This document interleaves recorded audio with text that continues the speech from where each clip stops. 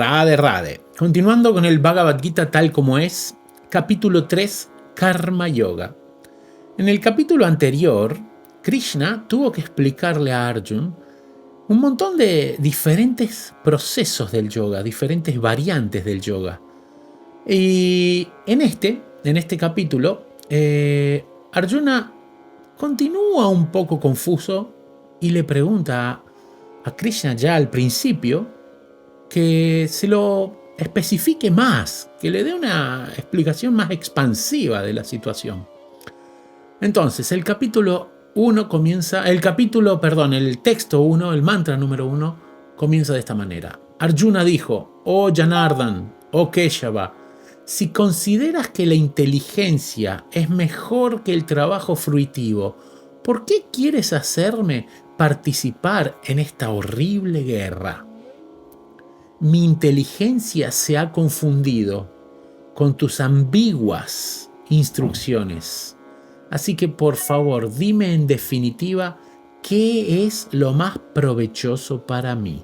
Definitivamente, Arjuna estaba confundido ante la situación porque era un tipo de circunstancia donde no estaba cómodo, no estaba convencido de lo que tenía que hacer. Entonces, Krishna comienza a explicar. La Suprema Personalidad de Dios dijo: oh inmaculado Arjuna, ya he explicado que hay dos clases de hombres que tratan de comprender el ser. Algunos se inclinan a entenderlo mediante la comprensión filosófica empírica y otros se inclinan a entenderlo mediante el servicio devocional. O sea que un enfoque es la parte, podríamos decir que más teórica, a donde uno trata de hacer un análisis exhaustivo de sobre cómo funciona la cosa aquí, de qué va todo esto. Y de ahí se proyectan una infinidad de perspectivas sobre ese tipo de análisis. Y la segunda es servicio devocional, el servicio con devoción, la entrega del corazón. Esa se podría considerar que está a un nivel superior, porque ya no necesitas explicaciones, no necesitas preguntas, entregás al servicio tu corazón de una manera devocional. Texto 4. Uno no puede liberarse de la reacción por el simple hecho de abstenerse de trabajar. Trabajar, acción, ¿no? No se puede dejar de actuar. Ni puede uno lograr la perfección únicamente por medio de la renuncia. Hay una mosca por aquí.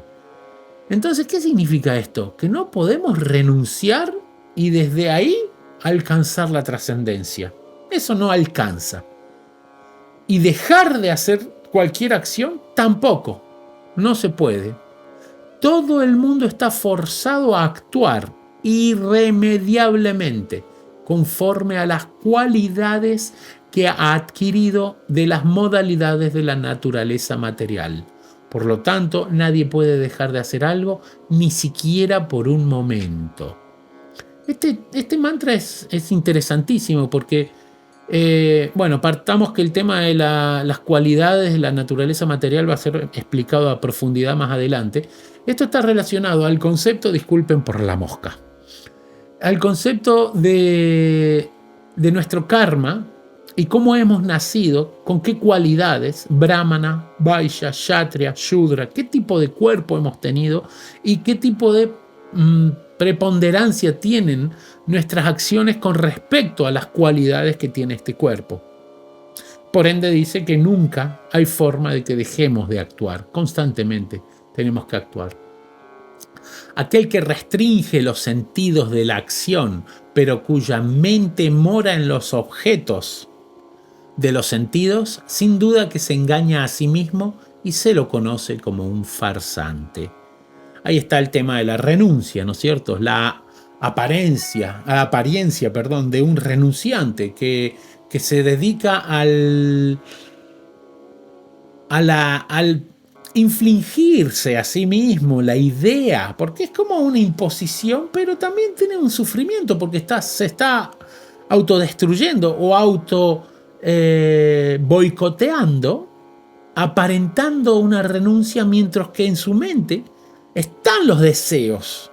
Por eso que dice que renunciar falsamente es un farsante la persona que actúa de esa manera. Haces el papel del yogi, del maestro, del puro o del espiritualista enfrente de los demás, pero internamente hay miles de deseos que bombardean tu mente constantemente. En cambio, dice, la persona sincera que trata de controlar con la mente los sentidos activos y comienza el karma yoga con conciencia de nuestra relación eterna con Krishna, sin apego, es muy superior. Desempeña tu deber prescrito, pues hacerlo es mejor que no trabajar. O sea, tienes que hacer lo que está direccionado o dictaminado para que hagas de una manera u otra. No puedes evadirlo. Sin trabajar uno no puede ni siquiera mantener su cuerpo físico, o sea, sin actuar.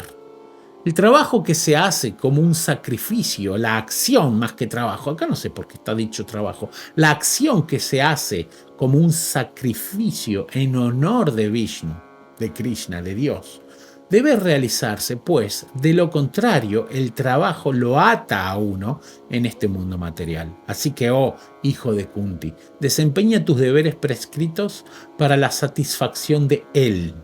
Y de ese modo siempre permanecerás libre de cautiverio. Acá está tocando un punto interesantísimo, el tema de nuestras acciones al servicio. Entonces toca el tema del servicio devocional que decía antes. Al servicio de la satisfacción del alma, al servicio de la satisfacción de la divina naturaleza, de Dios, de Krishna, de las otras entidades. Nuestra naturaleza intrínseca nos dictamina el servir a los demás. Por ende, cuando nuestras acciones son direccionadas hacia el servicio a los demás, desenvolvemos un estado de conciencia que no incurre en karma. El karma nos limita a las leyes de la naturaleza material. Y aquí claramente lo describe. Texto 10. Al comienzo de la creación, el Señor de todas las criaturas produjo generaciones de hombres y semidioses, juntos con sacrificios en honor de Vishnu, y los bendijo diciendo, sean felices mediante este yagya, sacrificio, porque su ejecución les concederá todo lo que puede desearse para vivir feliz y lograr la liberación. ¿Estos sacrificios qué son? ¿Por qué la palabra aquí tiene que ser analizada o tomada con pinzas? Porque nosotros, los occidentales principalmente, tenemos el concepto de la palabra sacrificio como algo que sea una renuncia, una austeridad, un sufrimiento, algo que nos genera una sensación de malestar porque estamos sacrificando. La palabra en sí ya tiene una sensación de dolor que nos quita algo, pero no es ese el enfoque de verdad. Yagya es un ritual a donde se hace una ofrenda y se ofrece nuestra propia vida en sí dentro del ritual, o se ofrece lo que nosotros tengamos como actos o acciones o posesiones momentáneas que tenga nuestro cuerpo. Los semidioses, complacidos con los sacrificios, también los complacerán a ustedes, y de ese modo, mediante la cooperación entre los hombres y los semidioses, reinará la prosperidad para todos. Acá voy a hacer una pausa para explicar que el concepto de los semidioses está relacionado a seres que viven en planos superiores y tienen capacidades de poder generar beneficios momentáneos para los humanos que estamos en el plano directamente inferior de donde ellos están situados. Entonces, ya que ellos están encargados, digamos, es como su deber encargarse de generar las necesidades o satisfacer las necesidades que nosotros tenemos, como el aire, el viento, la lluvia, los alimentos, las cosas que genera la naturaleza. Antiguamente el ser humano, y en todas las culturas, no solo en la cultura védica, usaba acciones en pro de satisfacer a los seres superiores para que de esa manera haya una conexión natural a través de la devoción, y cada cual hacía su deber. Al ser complacidos mediante la ejecución del yagya, Los semidioses que están a cargo de satisfacer las diversas necesidades de la vida les proveerán a ustedes de todo lo que necesiten, pero aquel que disfruta de esos regalos sin ofrecérselos a su vez a los semidioses es sin duda un ladrón. Y ahí es donde incurrimos en karma. Nosotros tenemos que actuar de manera tal de que estemos en un estado de agradecimiento constante en pro de generar una percepción libre de nuestro ego y libre del concepto del karma, porque nuestra vida la aceptamos como algo divino y no está mal hacerlo de esa manera. El conflicto existe cuando nosotros queremos ser los poseedores de las situaciones y actuamos de una manera egoísta. Y eso se puede hacer de una forma micro o macro, ser egoístas con nuestro círculo de alrededor, con nosotros mismos, porque nos sometemos a nuestra mente y no actuamos en pro de nosotros, sino que nos autodestruimos, y naturalmente sucede lo mismo con nuestro alrededor. Los devotos del Señor se liberan de toda clase de actividades kármicas porque ingieren comida que primero se ha ofrecido en sacrificio. Nuevamente la palabra. Los demás que preparan comida solo para el disfrute personal de los sentidos, en verdad comen únicamente karma. En la cultura védica es normal que se ofrezcan los alimentos incluso antes de cocinarlos. Se piensa en cómo cocinarle a la deidad, a la divinidad, a lo divino para satisfacerlo como una ofrenda, y luego de ello comemos los remanentes de la ofrenda. Las actividades reguladas, todos los cuerpos vivos subsisten de granos alimenticios, los cuales se producen como resultado de las lluvias. Las lluvias se producen como resultado del yagya, y el yagya nace de los deberes prescritos. Acá da un orden detallado de cómo funcionan. Las actividades reguladas se prescriben en los Vedas. Los Vedas dan descripciones detalladísimas de todo esto. Y los Vedas proceden directamente de la suprema personalidad de Dios. Por lo tanto, la trascendencia omnipresente se encuentra situada eternamente en los actos de la ofrenda, el sacrificio, como lo dice aquí. Mi querido Arjun, aquel que en la vida humana no sigue el ciclo de ofrendas establecidos así por los Vedas, lleva ciertamente una vida llena de karma o constantemente genera karma. Dicha persona vive en vano porque solo vive para la satisfacción de sus sentidos.